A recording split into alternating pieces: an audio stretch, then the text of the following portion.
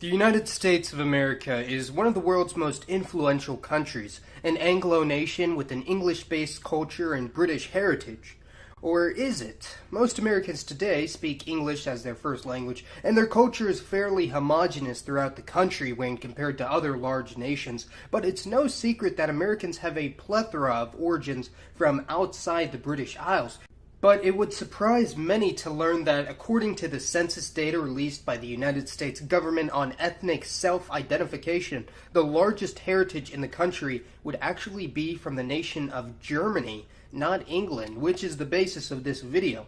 Maps are usually a pretty good way to picture these sorts of things, and thankfully there are a litany of maps on the ethnic origins of the people of the United States, and as you can see in all of them, Germans seemingly dominate in terms of area they take up, but the real situation is much more complicated and interesting than these maps would suggest, because not only are most of these areas themselves extremely ethnically heterogeneous, but unlike Europe and most of the rest of the world, there are only a minority of people in the United States that are entirely of one ethnicity, with most Americans being able to trace ancestry to many different nations. Because of these nuances, there's still debate as to whether the largest ancestral chunk of the U.S. comes from Germany or England, and in the last U.S. Census, around 46 million people declared full or partial German ancestry, with an additional 2 million when including other German-speaking peoples, such as Austrians or Swiss, accounting for about 15% of America's population,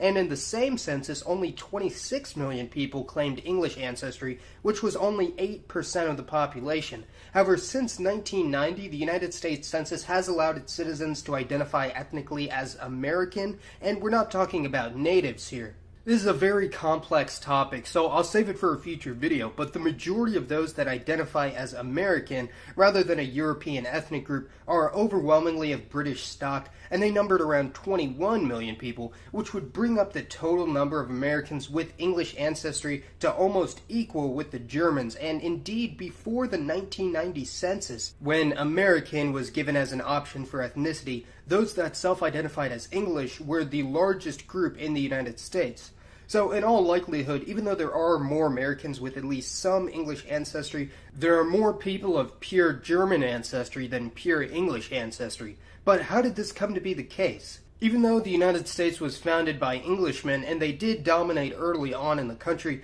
they did allow immigration from other regions of Europe, with there being a moderate wave of Germans entering the colonies in the late 1600s, mostly settling in the state of Pennsylvania, which had the first major German settlement in North America, that being Germantown in Philadelphia. One of the most famous cases of a large group of Germans settling in America were the Hessian soldiers, recruited from the Landgrafschaft of Hesse-Kassel in the Holy Roman Empire, and they fought for the British during the American Revolutionary War until their defeat by George Washington after his crossing of the Delaware River, and at least 3,000 of the captured Hessians ended up settling in Pennsylvania. By the year 1790, which was the first census year for the United States since independence, Germans made up around 7% of the population of the states and up to 1/3 of the state of Pennsylvania, and many villages and towns in western Pennsylvania retained their German heritage by teaching the German language to their youth and building Lutheran churches. Now, you also have the Pennsylvania Dutch, a subgroup of German Americans in eastern Pennsylvania, and their exonym is a bit of a misnomer, saying how they're not actually descended from the Dutch at all, but from German immigrants from Rhineland-Palatinate who formed their own identity north of Philadelphia, a region known as Pennsylvania Dutch Country or Deutscherei. Another notable German group in Pennsylvania would be the Amish, and although many Amish might identify as Pennsylvania Dutch and vice versa, the two terms are not interchangeable, with the Amish having a very distinct religious practice, along with other cultural traditions such as the rejection of mainstream technology and isolation from American culture, which is where you'll find some of the last remaining monolingual German speakers in the United States. The Amish are essentially a snapshot of 19th century German American society, seeing how they have the highest birth rate of nearly any group in the country, around 7 children per woman, which is on par with the African country of Niger, and are the only group in the United States that are exempt from Social Security tax, seeing how their traditional family roles call for taking care of their own elderly. Now, I really like this map of American ancestry because it shows how connected most Americans are, with many Pennsylvanians migrating west to the Midwest during the period of American expansionism. As more Americans moved west from the original colonies, they were joined later on by immigrants from Europe, and the largest phase of German migration to America also occurred during this time, with migration skyrocketing after the 1840s, mostly settling in the Midwest states west of Pennsylvania, such as Ohio, Michigan, Illinois, and Wisconsin, and they mostly either founded their own towns or integrated with already existing German settlements. German immigrants and American-born Germans were also joined by Austrian immigrants from the Austrian Empire, who settled in pretty much the same area, as well as the Swiss, who mostly went to Utah. And when comparing the climates of Utah and Switzerland, it actually makes a lot of sense. In the 1800s, ethnic Germans might or might not have assimilated with Anglo-American settlements in the same region, with many opting instead to integrate with other Germanic groups, especially the Dutch, Norwegians, and other Scandinavians. During this period, German culture and language was abound around the Great Lakes region, with German being the largest minority language in the country for over 100 years, spreading out even further to the Plains region to the west, especially the Dakotas, Nebraska, and Iowa. However, after the start of World War I in 1970, German culture and language was highly oppressed in all areas of the country, with many German Americans being accused of treason or spying for simply speaking German in public. This caused a sharp decline in immigration from Germany and the movement to phase out the teaching of German in all public schools in the Midwest, with the area instead becoming one of the hubs of mainstream American culture, which is why the Midwest today is seen by many as representing the average American or middle America. The process of learning English and adopting American cultural values is known as Americanization, and aside from a handful of communities in the Plains region and Deutsche Reich, pretty much all German traditions and culture disappeared.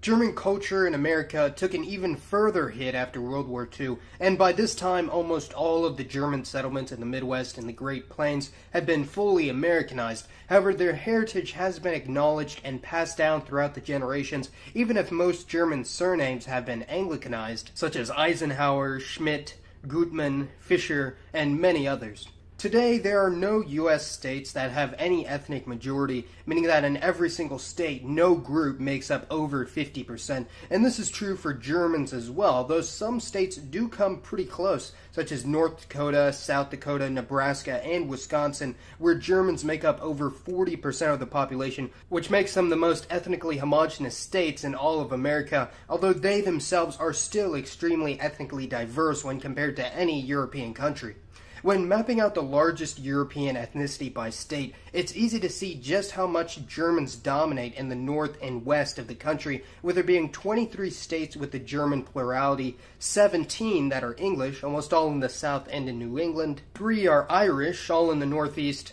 3 are Italian, the 3 states around the New York City metropolitan area, 3 are Spanish, all in the southwest, and 1 is French, that being Louisiana. The German concentration in the United States is fairly contiguous, except for 2 main exceptions. That being central Texas and southern Florida, with the highest concentration spanning the northern half of the country in an area known as the German Belt, stretching from Pennsylvania all the way to California, and the area of lowest concentration would be in the deep south, with the state with the lowest percentage of Germans being Mississippi. Germans had been moving to Texas since before Texas was even a part of the U.S., or had declared independence from Mexico, with it also being of note that Germans also settled in areas of modern northern Mexico, and today Germans in central Texas have their own unique culture forged from its proximity to Mexico and the southern United States. It's also important to note that because of the proximity and high degree of integration between Canada and the United States, the North American German Belt doesn't terminate at the 49th parallel that divides the two countries,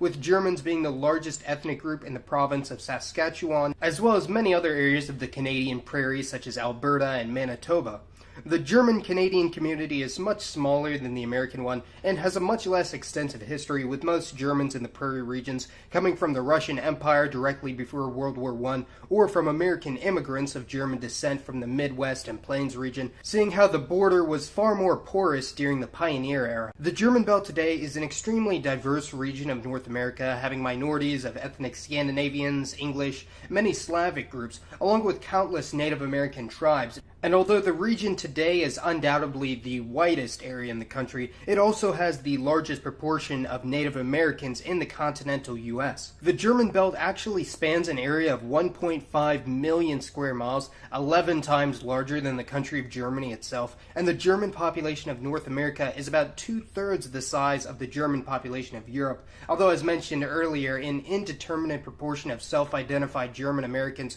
whose families have been in the country for generations may have ancestry from many other groups such as English, Irish, Swedish, or even Native Americans because of the relatively large numbers of natives that lived around German settlements during the pioneer era. Here's an unofficial flag for German Americans that I designed myself since my father's father is of Pennsylvania Dutch descent. I replaced the red and white stripes with the modern colors of the German flag, along with adding the insignia for the German coat of arms with the 23 stars representing the 23 states where Germans are the largest European ethnic group. Although German culture and language is no longer very relevant in mainstream American society, the heritage and spirit of those original German pioneers still lives on in many Americans to this day. And whether their ancestors were farmers, miners, or even soldiers that initially came to this country to fight against us, their legacy and impact on American identity is one of the most extensive of any group in the world. Be sure to let me know your thoughts on German Americans and German American history.